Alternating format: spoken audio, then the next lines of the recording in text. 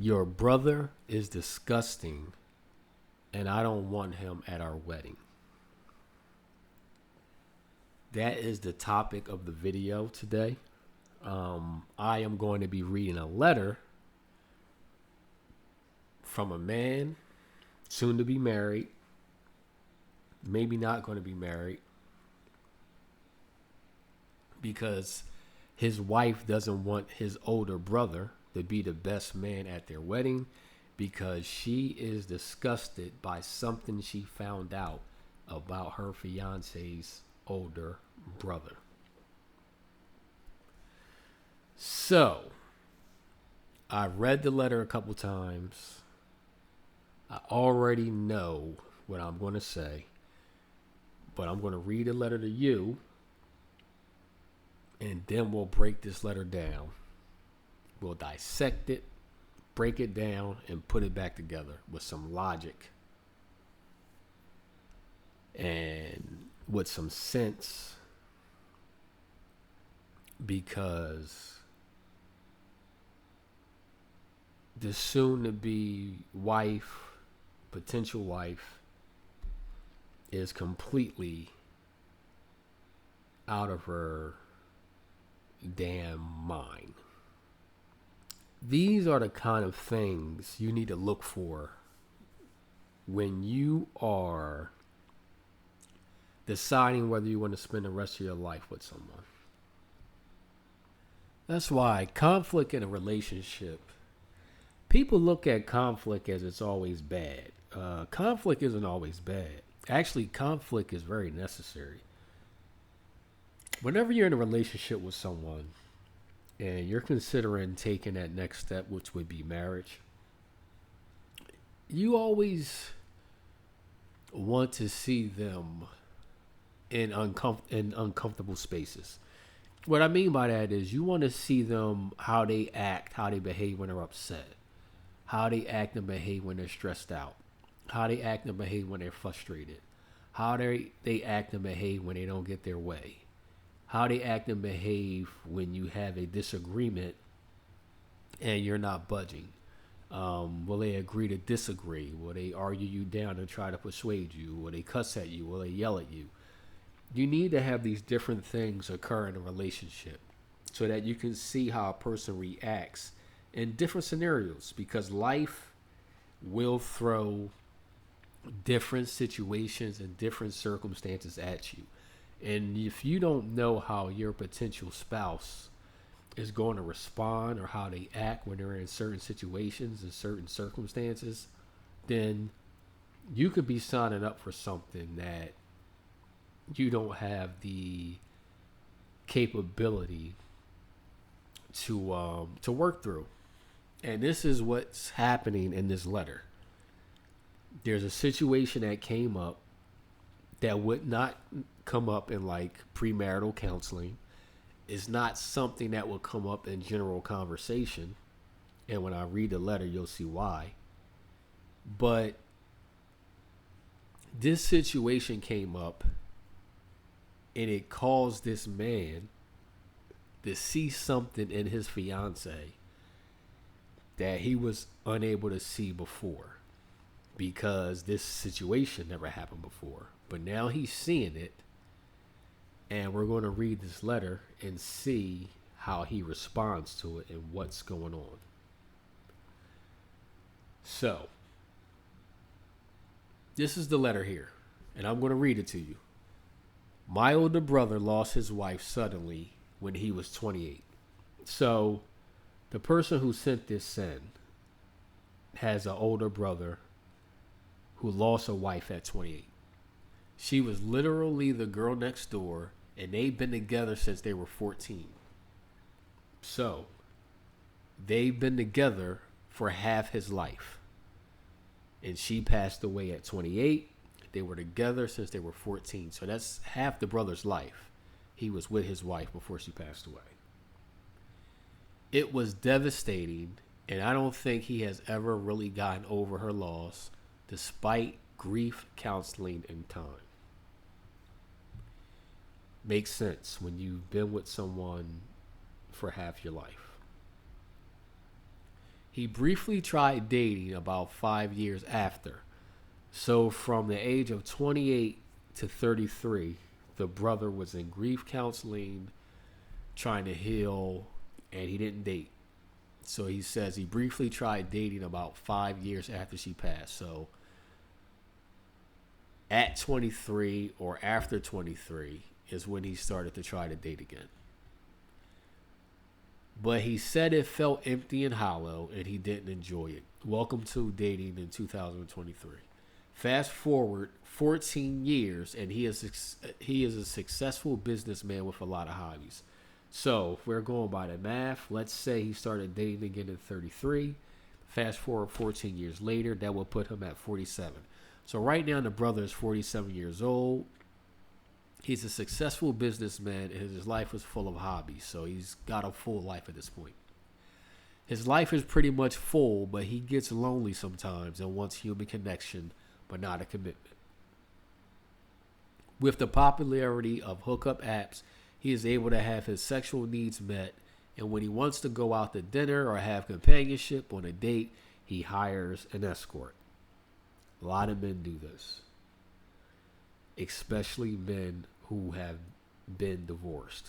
A lot of men go this route after they get divorced and they go through the legalities of that and losing half their stuff, the families being broken down, kids. A lot of men do this after they've been married. He has 2 escorts he has been seeing for about 3 years. Okay, so he's been seeing these escorts. He's 47. He's been seeing them for about 3 years. So he started at 44. He told me he does not have sex with them, but that he likes to go on dates with them because there is none of the awkward first date conversations and getting to know you, period. Now, I'm not going to lie. I think that's cap. I think he is. The thing is, though, it's his brother. So why would he? It depends on how close him and his brother is. He said he's not having sex with them, but I just think that's cap. I don't know. Could it be possible? Are there men out there that see escorts and not have sex with them? I mean, I guess. I don't know why you would do that, because escorts, that's what they do. So why he would just be going out to dinner with them and not engaging in sexual intimacy, I just find that hard to believe. I think he's probably capping and he just doesn't want to be forthcoming to his brother for whatever reasons. So he says he's not having sex with him, but I don't believe that. One is a career escort and the other is paying for law school. Very common with escorts. You have some that make a career out of it, and you have some that do it part-time because they're trying to get through med school, law school, whatever the case may be. I have met them both, and they seem like nice women, and the arrangement seems to work out for everyone involved. So it's an arrangement. He's been seeing them for 3 years. There's no way he's not engaging in a physical relationship with them. So I don't believe that for 1 second that he has this arrangement with these 2 escorts for 3 years, and they're just going out to dinner. There are only a handful of people who know that they are escorts, and he doesn't usually bring them as dates to family functions. So, if it's just about spending time with them and there's no sexual intimacy, why wouldn't he bring them to family functions? They can still spend time with them around family functions. There's no sexual contact going on, so he shouldn't feel self-conscious about it, which further has me believe that that's cap. But anyway, that's not the point of the letter, so I'm not going to harp on that. This is where it gets good. Recently, my fiance and I were out for dinner and ran into my brother and one of the escorts. We ended up joining them for dinner and the live music they were seeing after. My fiance really hit it off with my brother's date and talked afterwards about meeting up with her and how she was glad to see my brother with someone. She kept pushing in the days after for us to do another double date, so I broke it to her what their arrangement was. Now, let me stop here and say this. I don't think the brother should have did that. I don't think the brother should have told his fiance that that girl was an escort. That was not his place to do that. Guys, let me tell you something. The closest relationship you'll ever have is with your spouse, between husband and wife. But there are still some things that should just be kept between siblings. You don't have to tell your wife everything. So I think the brother was definitely out of line for telling his wife that that girl was an escort. That was a bad move and a bad decision on his part. And where this letter is going to go, he's got to take responsibility for that, because his confession about his brother to his wife is what is going to cause the issue that I'm going to read about in this letter to you. She kept pushing the days after for us to do another double date. So I broke it to her what their arrangement was. She was not only taken back, but finds the whole thing disgusting. She called my brother pathetic and immoral and doesn't want him to be the best man at our wedding. This is what having a big mouth will get you.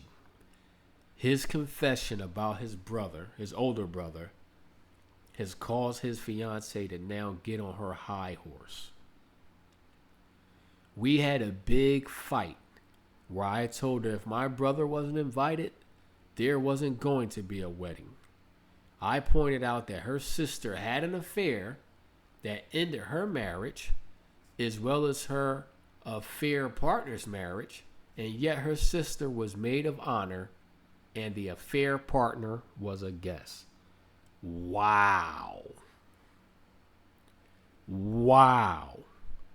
So her sister was married, had an affair that destroyed and broke up her marriage.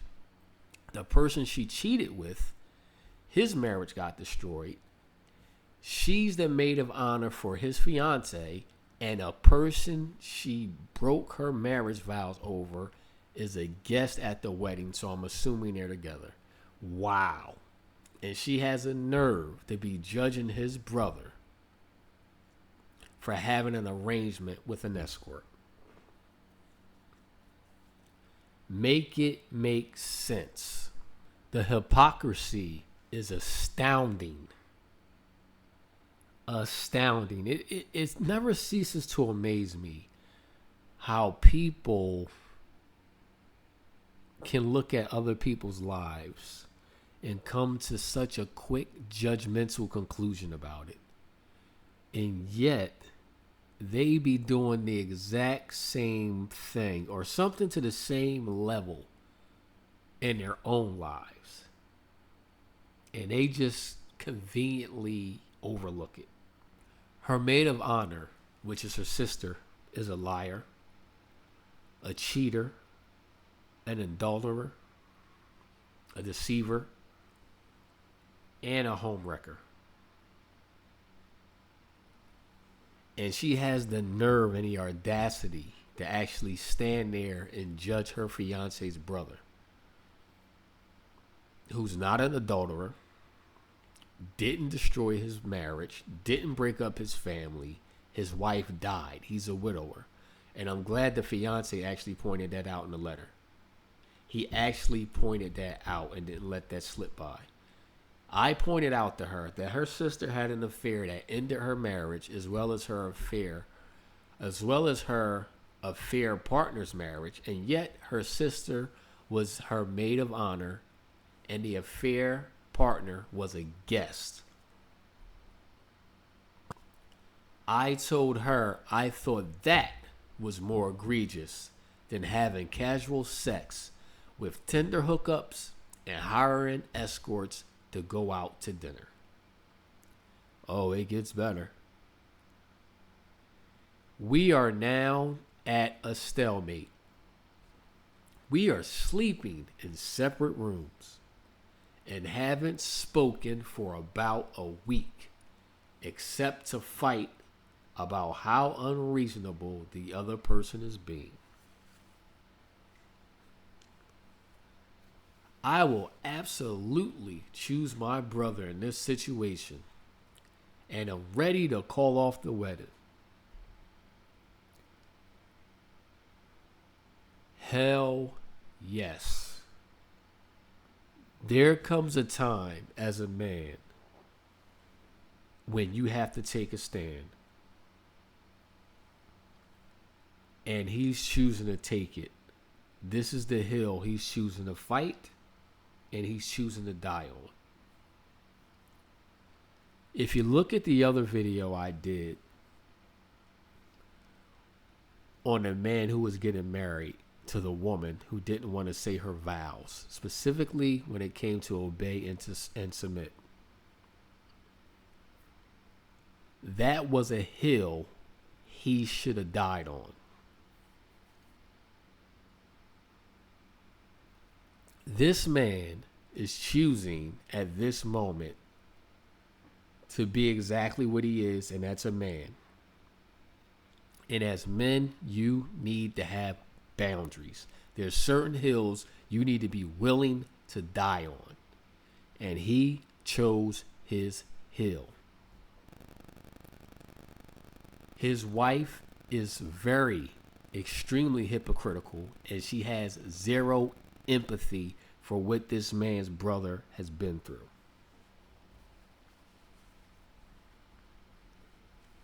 Loss of partner, his wife, at an age when he knew her and they were together for half his life. She has zero empathy for what that felt like for his brother to lose his best friend, whom he known for half his life.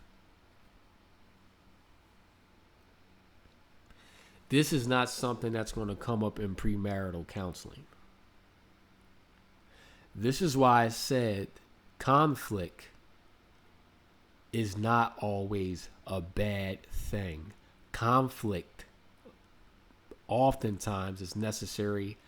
Conflict is how you see different sides of a person that you normally would not see if conflict had not been there in the first place. So this man is seeing a side of his fiance that he's never seen before. She is extremely high-minded of herself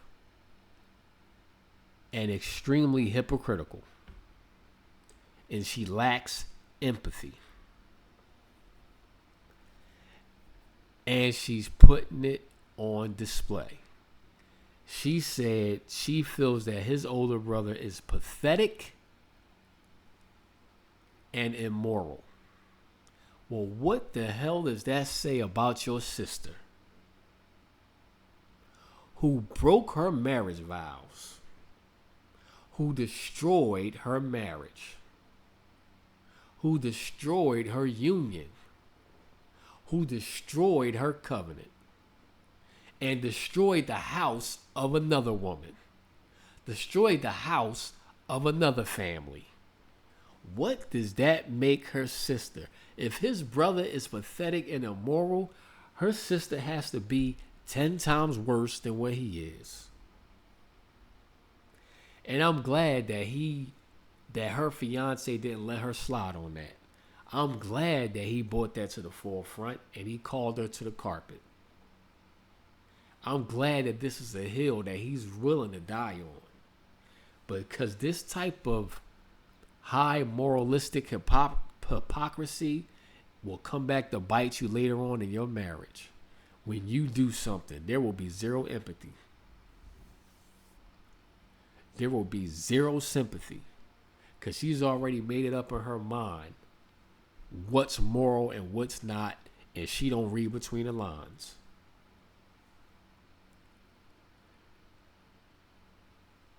She thinks that pathetic Wait, I skipped. She thinks that means I don't love her. So, he said, we are now at a stalemate. We are sleeping in separate rooms and haven't spoken for about a week, except to fight about how unreasonable the other person is being. I will absolutely choose my brother in this situation, and I'm ready to call off the wedding. I'm willing to die on this hill. I'm not budging. I'm not moving. I'm not giving up an inch.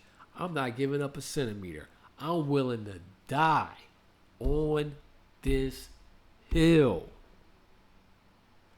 I'm ready to call off the wedding. We can stop the wedding right now. I choose my brother. She thinks that means I don't love her. This is a trick and a tactic that women use. When a man stands up for himself, when a man has a backbone and he won't budge, this is one of the tricks and tactics that women use. She thinks that means I don't love her. This is just a tactic to get you to cave on whatever it is you're standing on. But trust me, the more you stand on it, the more attractive you'll be, because she knows she can't move you. This is a man I can't move when he got his mind made up. I do love her, but don't want to marry someone who calls my brother pathetic and disgusting and has no empathy. There's that word again. I used it, now he's using it. Has no empathy or understanding for his situation. Empathy is needed in any marriage or any relationship in order for it to stand. You need to be able to empathize with other people. You need to be able to empathize with the one you're with. You can't just be looking at the situation from the outside and judging it. You got to be able to empathize. You got to be able to try to put yourself in that person's shoes. Walk where they walked, been where they been, and try to feel what they was going through before you make a judgment. And she didn't do it. That's why she said what she said. Should I keep trying to get her to understand? Just call off the whole thing? My brother would be devastated if he knew he was the reason our relationship ended. But I also don't want him to know how my fiance feels. Let me say this. She's completely unreasonable and out of bounds. But let me say this. Before she became completely unreasonable and out of bounds, he opened his mouth. He should have never told his fiance that woman was an escort. That was not his place to do that. That was not his place to do it. The fact that his brother never brought them around family functions, that signifies to you right there that he was keeping it on the down low, and he told his brother in confidence. And his brother broke that confidence by telling his fiance. So even though his fiance is unreasonable, even though she's a hypocrite, even though she has zero empathy, this began because the brother couldn't keep his mouth shut. But in opening his mouth, it allowed him to see something in his fiance that he would have never saw if he didn't open his mouth. And it probably would have been too late for him. He would have probably been already headed to divorce court or in a marriage with a whole lot of turmoil. They haven't spoken for a week. They're sleeping in separate rooms and haven't spoken for a week. And this ain't even something that happened in their relationship. They're arguing about something else that somebody else is doing. So it's not even them. So imagine when they marry and issues come into the relationship that's actually impacting them personally. This is something that his brother's doing and they're not talking for a week. Imagine when something comes up between those two. How long will they not be talking then?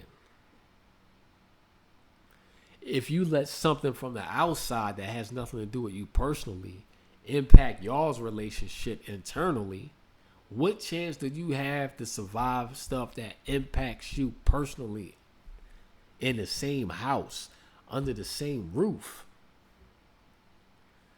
So this can be a blessing in disguise. He could be seeing something today that saves him heartache 10 years down the road. And his inability to keep his mouth shut will turn around and be a blessing.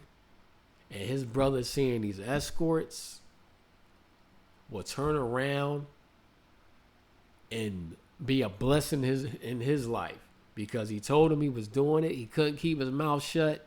And now he's seeing something in his fiance that he would have never saw before.